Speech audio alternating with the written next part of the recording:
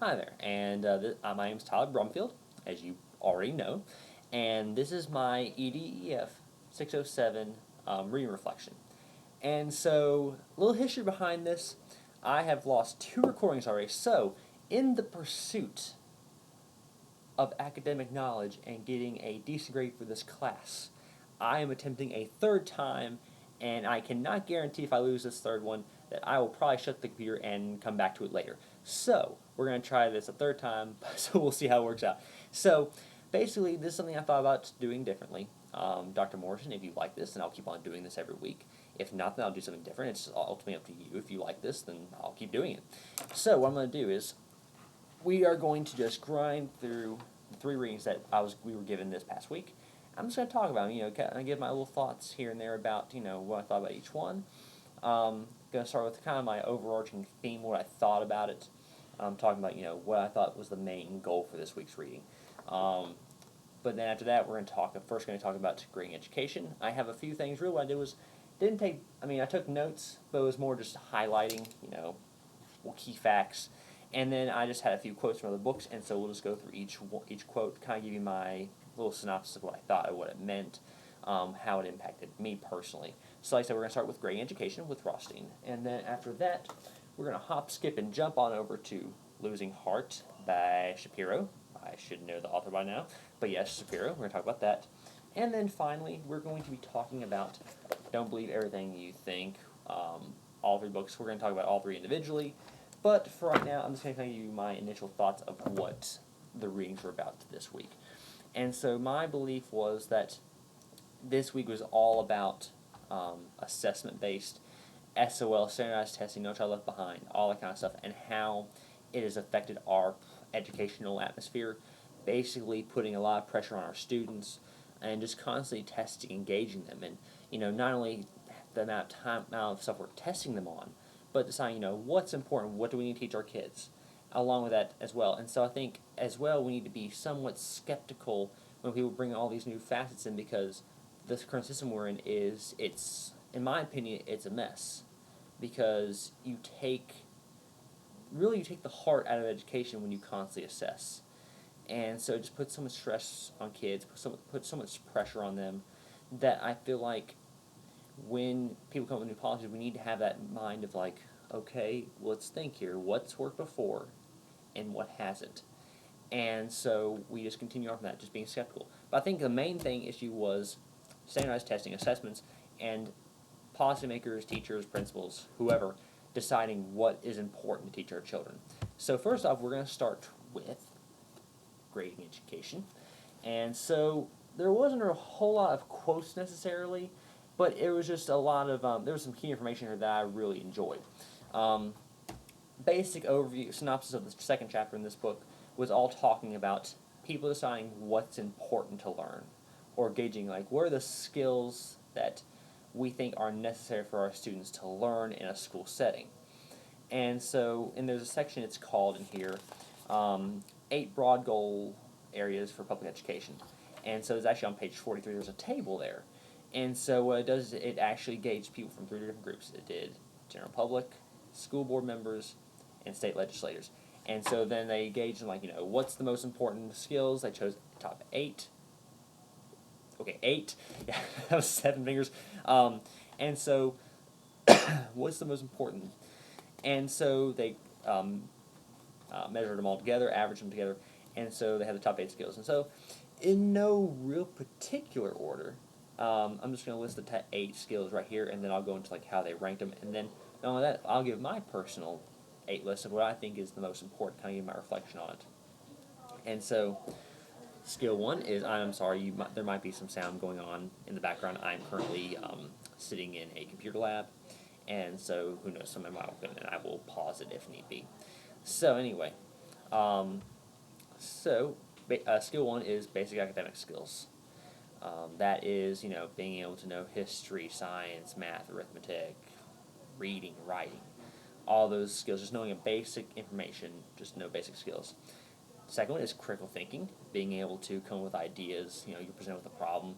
How do you solve it, or providing alternatives? Critical thinking. Arts and literature, being able to play an instrument, music, art, painting, drawing. The list goes on and on for that category. It's a very broad one. Then preparation for skilled work, and where this kind of fits in with last week's talking about how, school is all about just getting you a job. It's getting you prepared. And to where it's basically saying, giving you the skills in order just to go out and get a job. You might want to be a mason or a plumber, or you want to be a teacher. Giving you the basic skills in order to go out and be successful. Then you have social skills and work ethic, being able to work with others, collaborate, and then just having a strong work ethic, being able to put in the work. And then you have citizenship, is being able to be a citizen, be politically involved, voting, all this stuff. Physical health is next. Being healthy, being able to run, do push-ups, physical fitness tests that were given. That's actually what Ben Franklin was very big emphasis of, was physical education, because a strong body equals a strong mind. And then emotional health. How do you deal with certain things in your life? There's a test on Tuesday. How am I going to mentally deal with that? Or my girlfriend broke up with me, or my boyfriend broke up with me. How do I deal with that? One of my parents are sick. Dealing with different things, having that strong emotional health. So those are the 8 categories. And so what I'm going to do is, I have a top 8 list here of what they thought were the most important. And so to provide tension for this, I'm going to start at number 8, and I'll work down to number 1.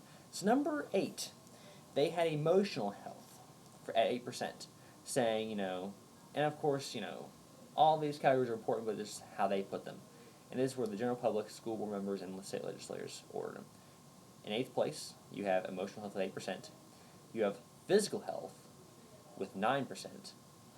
Following is you have preparation for skilled work, and the arts and literature tied at 10%. Then after that, you have another tie between social skills and work ethic and citizenship at 13%, critical thinking at 16%, and then you have basic academic skills at 21%. So those are kind of, put them in order of what they believe are the most important skills to learn. So number 1 was basic academic skills, and being able to understand, basic knowledge, facts, being able to regurgitate.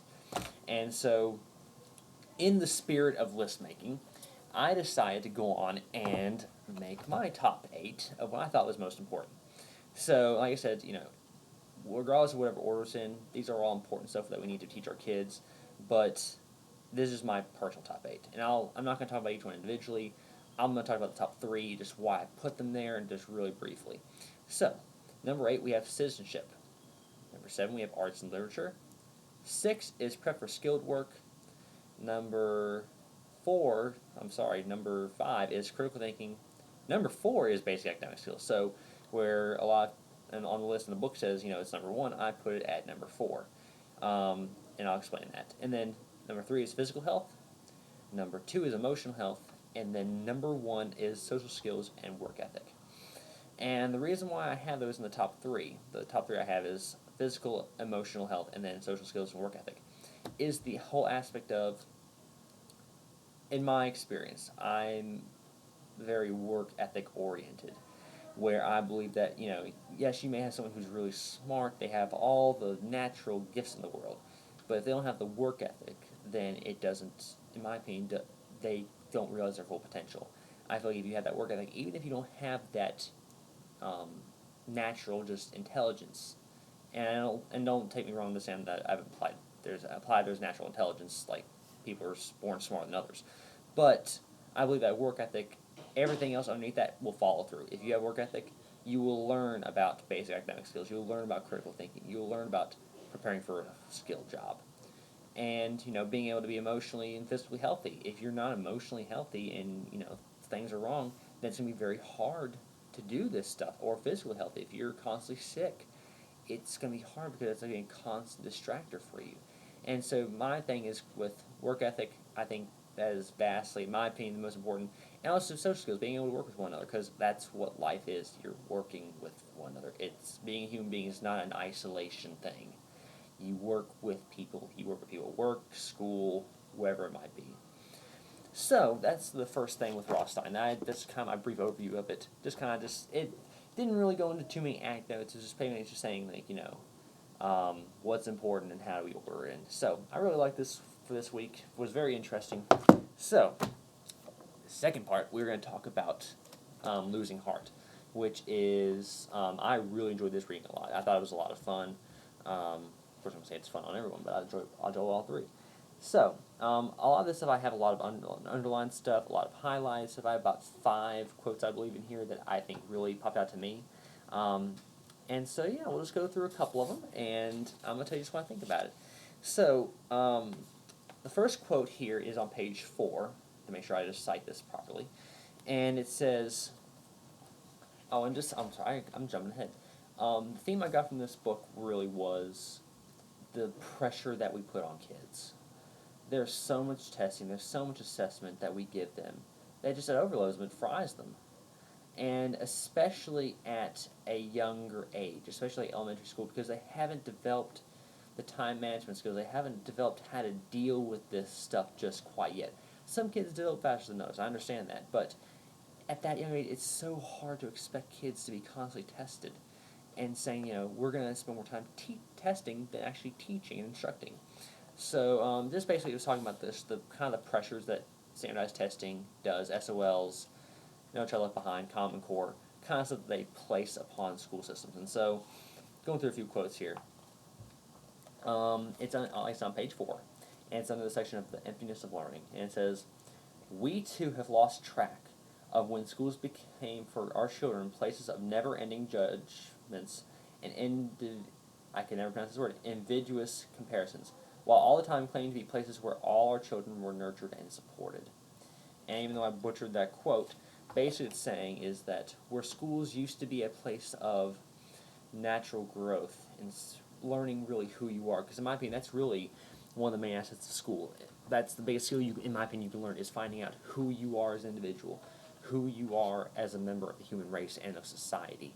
And so we've lost that a lot, where it used to be like that. And last week we were talking about being a citizen, and I'm not saying citizen necessarily, but being a person who you know who you are and you're confident in who you are. And you're nurtured and you are told, find your own path. But I think we don't do that anymore. We deviate away from that because we're so inclined to test and we're so inclined for assessment that we tend to forget that, and we tend to lose more of the human side of education, if that makes any sense. And to where it's like, oh, we're testing every other day, you don't have those interactions, you don't have with other students, you don't have interactions with your teachers. It's hard. And so I think that we've shifted from being a very nurturing educational system and very nurturing atmosphere to being more hardened. You gotta pass this test, we gotta go. And it's a shame because a lot of teachers really care for their students, and a lot of students care for their teachers, but it's hard. It's the same that we're in. So, on page 5, next page over is, "Indeed, a colleague of mine likes to quip that public education ought to be retitled as public evaluation." And like I said, going back to what I just said, is that we evaluate so much, is that we spend more time evaluating than we do educating. And I think that's a huge problem because, if you spend so much time testing and teaching to the test, you leave so much out. And being a history teacher, that is very huge for me, because if you just teach purely to the facts of what the SOL test teaches you to, there's so much you lose from it. You lose so many stories, you lose so many lessons that you could teach your kids. And so we have to do it. It's law. We have to teach to the test, or we risk losing our jobs. So, that's kind of what I got from that. And so, then page 6, yes, I know we almost have like a quote per page, is, "Such a vision of education is instead replaced by one in which higher standards mean, quite simply, the drive to fill up young minds with a huge array of facts and information that resides in our brains for only as long as it is needed for the next test." And little story here is, I think the best way to describe this is, if you've ever seen the show Are You Smarter Than a Fifth Grader? I think that is a perfect example of adults, being educated in the public school system and just being taught just to pass the test and to know it only as long as you're being tested on it. After that, it doesn't matter. You can just let it go out of your mind. It doesn't matter all that much. I think that's a problem because you have adults come on that game show. Fifth graders. You have fifth graders with you, and you're giving these very basic elementary questions, but then they can't remember. It's because we've been taught to just remember until the test, and after that, that's it. There's no need. And the thing is that those kids, they're smart kids. They know their information, but the thing is, I bet you once they get into high school and go into college, they're going to forget a lot of those facts. I know I did, because I almost smashed my glasses. Sorry. Was that I did student teaching last year, and I came to my class and I taught 8th grade economics. And I came into the class and I said, so what are we going to teach this year, I mean? And she said, well, I've already taught civics, but you can do economics. And I freaked out because the last time I had to take an economics class was in 8th grade. I forgot all of it. So I had to reteach myself over again. And so it's hard because, and I'm supposed to be the one who's teaching these kids, and I don't even know what I'm teaching them, which is a bad part. And so, like I said, we just learn the facts until we need to use them. After that, they fade away. We're not taught to be instilled with thoughts, philosophies, and policies. It's all about just knowing your facts, knowing your names and dates. That's the thing with history, is knowing your names and dates. That's the conception of what teaching history is about. So that's my little thoughts on that. And so I leave 2 more quotes. Yeah, 2 more quotes, and then we'll move on. It's on page 9, and it's in the section showing becoming manipulative thinking instrumentally. And the quote says, "It should come as no surprise that the extraordinary increase in testing has been paralleled by evidence of widespread cheating both among school personnel and among students. A simple surf of the web provides us examples of a whole industry that now feeds on the instrumental, results-driven character of present-day schooling."